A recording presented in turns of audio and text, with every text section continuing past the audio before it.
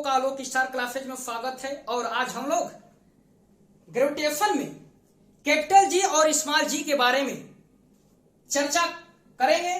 तो मैं सबसे पहले कैपिटल जी के बारे में बता दूं। कैपिटल जी, इसका मान होता है 6.67 गुणे 10 के पावर -11 न्यूटन मीटर स्क्वायर प्रति केजी स्क्वायर। और इसको हम यूनिवर्सल ग्रेविटेशनल कांस्टेंट यानी सर्वात्रिक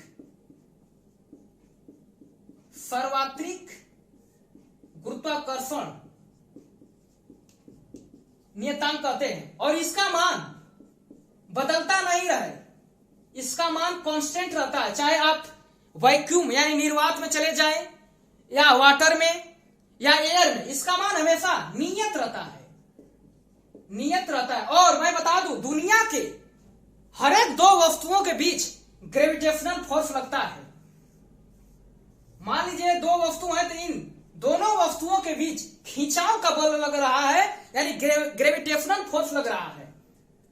और स्मॉल जी के बारे में बता दूं, स्मॉल जी का मान होता है 9.81 मीटर प्रति सेकेंड स्क्वायर। लगभग इसको हम 10 मानकर चलते हैं। तो देखिए, स्मॉल जी का मान चेंज होता रहता है, स्मॉल जी का। तो हम लोग देखेंगे कि स्मॉल जी का मान कहां कहां चेंज होता है। तो सबसे पहले जब हमारी पृथ्वी घूर्णन कर रही है तो उस पर हम देखते हैं कि जी का यानी स्मॉल जी का मान कहां कहां चेंज होता है। तो सबसे पहले मान लीजिए मैंने पृथ्वी को बना लिया और मैंने पृथ्वी को दो भागों यानी दो बराबर भागों में बांट दिया। और पृथ्वी को दो बराबर भागों में बांटने वाली लाइन को इक्वेटर लाइन यानी विषुवत रेखा कहते हैं। और ऊपर आता है पोल यानी ध्रुव। तो देखिए, हमारी जब पृथ्वी घूर्णन गति करती है, चाहे धीरे घूमे चाहे तेज घूमे, जो स्मॉल जी यानी सबसे पहले मैं ध्रुव पर स्मॉल जी को रख देता हूं। तो स्मॉल जी कहता है पृथ्वी तुम चाहे धीरे घूमो चाहे तेज घूमो, हम पर कोई प्रभाव नहीं पड़ेगा। यानी घूर्णन का प्रभाव ध्रुवों पर नहीं पड़ता है। यही मैं लिखा हूं कि घूर्णन का प्रभाव ध्रुवों पर नहीं पड़ता है, चाहे पृथ्वी तेज घूमे चाहे धीरे घूमे। सवाल कोई पूछ दे कि यदि पृथ्वी की गति को हम 4 गुना कर दें तो ध्रुवों पर जी का मान कितना हो जाएगा, तो नो चेंज, यानी कोई प्रभाव नहीं पड़ेगा। अब मैं विषुवत रेखा की बात करता हूं, यानी अब स्मॉल जी को मैंने विषुवत लाइन पर रख दिया तो क्या होगा। तो देखिए, घूर्णन और विषुवत पर जी का मान में देखिए उल्टा संबंध है। तो देखिए, पृथ्वी जब घूर्णन गति अपना तेज करेगी तो विषुवत लाइन पर जी का मान क्या होगा, कम होगा। यानी घूर्णन तेज करे पृथ्वी पर, यानी पृथ्वी घूर्णन अपना तेजी से करे तो विषुवत लाइन पर जी का मान क्या होगा, कम। अब यही धीरे घूमे पृथ्वी तो विषुवत लाइन पर जी का मान क्या है, मैक्सिमम हो जाएगा। क्योंकि देखिए, घूर्णन हम कर रहे हैं, धीरे करे पृथ्वी, तो देखिए उल्टा संबंध है। तो इधर देखिए धीरे है तो विषुवत रेखा पर जी का मान क्या हो जाएगा, मैक्सिमम। और तीसरा कंडीशन ये है, यदि हमारी पृथ्वी घूर्णन करना बंद कर दे तो जी का मान ध्रुव पर और विषुवत रेखा पर क्या होगा, तो दोनों जगह यानी पृथ्वी हमारी घूर्णन करना बंद कर दे तो विषुवत लाइन पर और ध्रुव पर जी का मान क्या हो जाएगा, बराबर हो जाएगा। तो हम लोगों ने देखा कि घूर्णन का प्रभाव ध्रुवों पर नहीं पड़ता है। जब पृथ्वी घूर्णन तेजी से करती है तो विषुवत पर जी का मान कम हो जाता है, और जब धीरे पृथ्वी हमारी घूमती है तो विषुवत रेखा पर जी का मान क्या हो जाता है, मैक्सिमम हो जाता है। और पृथ्वी घूर्णन करना बंद कर दे तो जी का मान दोनों जगह यानी ध्रुवों पर और विषुवत रेखा पर इक्वल हो जाता है। और एक संबंध आता है, उससे भी दो क्वेश्चन उससे भी पूछा जाता है।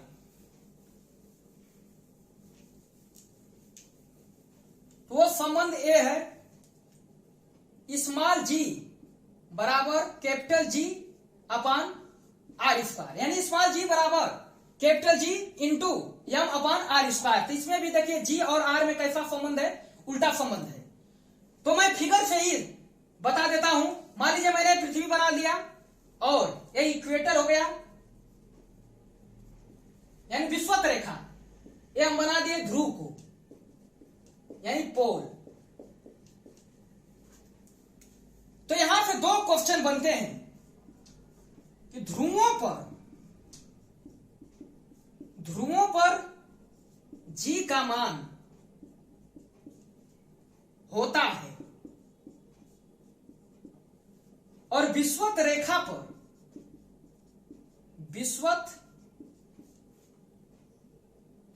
पर जी का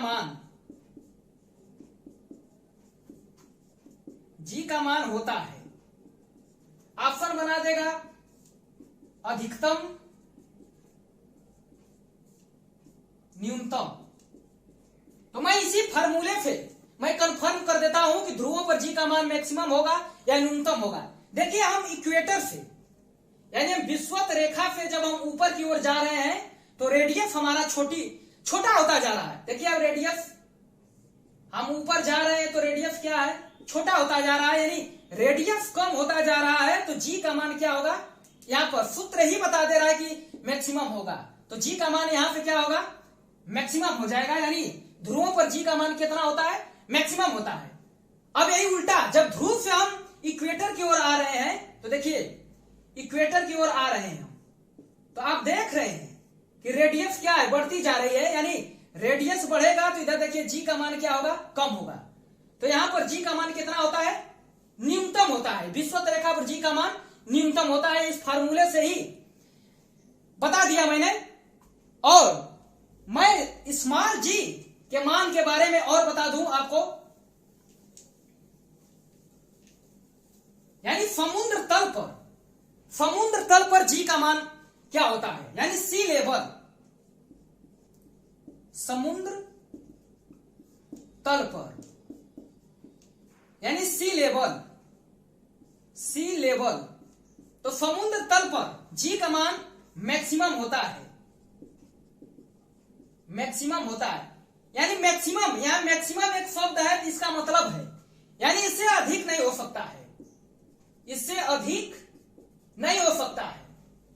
मान लीजिए आपके पिताजी दे रहे, वो कह दिए कि मैं 500 रुपए मैं अधिकतम दूंगा, यानी बॉन्डिंग लगा दिए वो कि अधिकतम 500 रुपए मैं आपको दूंगा। तो आप मान लीजिए वो दिए आपको 450, तो आप नहीं थोड़ा अपने पिताजी से कहें कि 10 रुपया और पिताजी बढ़ा दीजिए, तो मान लीजिए आपको मिल गया क्या, 460 रुपए। तो क्या है यहां पर देखिए 500 से दोनों मान क्या है, कम ही है। तो मैक्सिमम का मतलब यही है, चाहे ऊपर जाइए चाहे नीचे जाइए, हमेशा मान यानी वैल्यू कम ही होगा। तो यहां से दो कंसेप्ट यहीं से बन जाते हैं कि हम समुद्र